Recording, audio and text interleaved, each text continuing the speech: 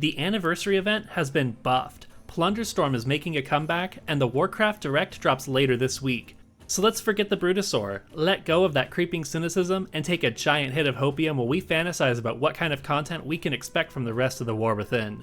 I mean, the grass is always greener on the other side of the hill, right? Though, being realistic, I think people are too harsh on the current patch.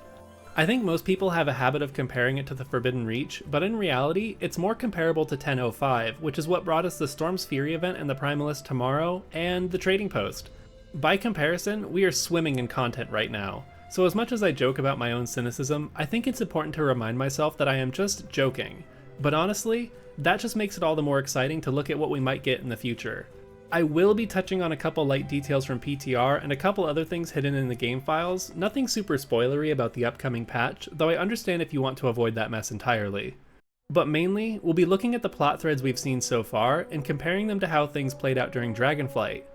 Because, well, looking at the similarities in setup between the Forbidden Reach and Siren's Isle, I think they might be trying to establish a content delivery formula.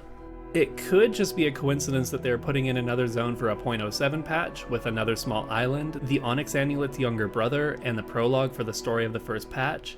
It doesn't seem like a coincidence, but it could be.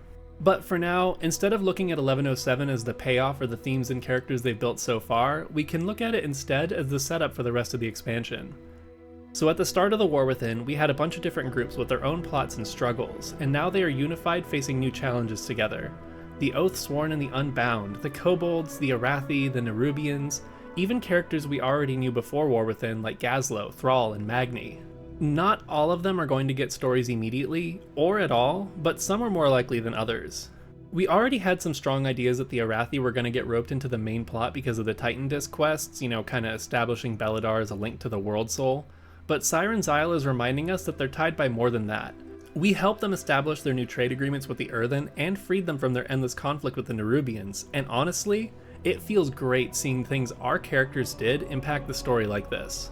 But in regards to Siren's Isle specifically, the similarities to the setup of the Forbidden Reach don't end with the Onyx Amulet. It will have its own story, plus the prologue for the 0.1 patch, and I can easily see us getting another MacGuffin object or character to literally blow a hole into the zone for 11.1.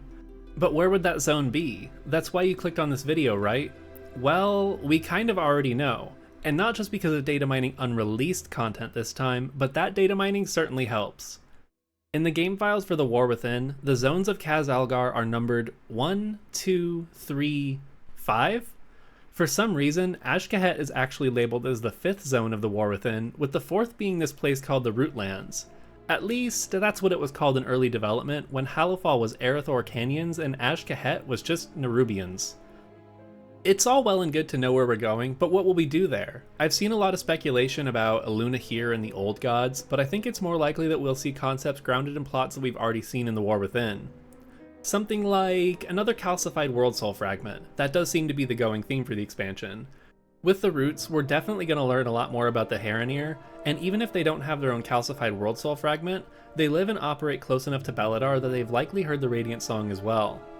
The presence of the Venusaur and the Magneron gives some possibility that we could explore more about primordial pre-Black Empire Azeroth, through the experience of whatever and whoever lives in the Rootlands.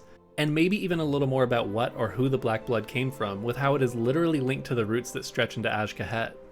And there is still the icons that were data mined early in the expansion detailing a coming goblin raid, and I can easily see that being something that occurs in the Rootlands. Maybe the Venture Co. beat us there and they are doing horrible capitalism things to the roots and creatures, or more in line with what I think are the themes and plots of the War Within so far, we could see Gazlow's new work ethic turn toward helping nature instead of exploiting it, and it would still technically be a goblin raid, just not in the way anyone anticipated. And lastly, something I'm confident would be in this patch. If you've scrolled through your Mount Journal, you may have noticed this little oddity called the Armadillo Roller. It's an innocuous bug on its own, but if you dive into the game files a little more, you'll find a list of what seems to be dynamic ground mount abilities with a similar name. Could this be hinting towards what kind of topology and content we can expect from the Rootlands? I sure hope so, because some Sonic the Hedgehog style mount play sounds absolutely grand.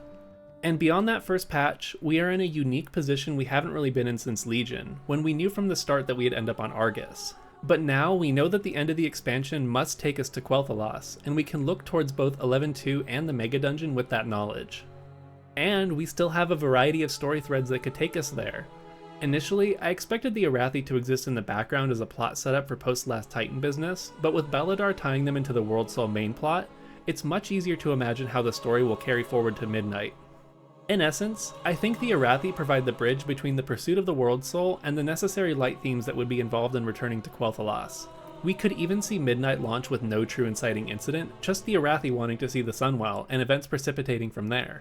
But another angle to look at, keeping in line with the idea of Blizzard developing an expansion formula, is that the Mega Dungeon will be something that gives us a hint towards 12.0. Oh, and I still find it funny that with Midnight, we're going to be in 12.0. If it is the case that the Mega Dungeon gives us a path to Midnight, then I think we could indeed see something related to the Arathi and Beledar. There is that concept art that shows a staircase leading up to Beledar, and there is still a convenient opening in the Priory that could lead there. But there's also the airship base they are building on the surface, which could end up being how we get to this Mega Dungeon. Perhaps we'll go to Titan's Isle, a location that the expedition passed on their way to Beledar.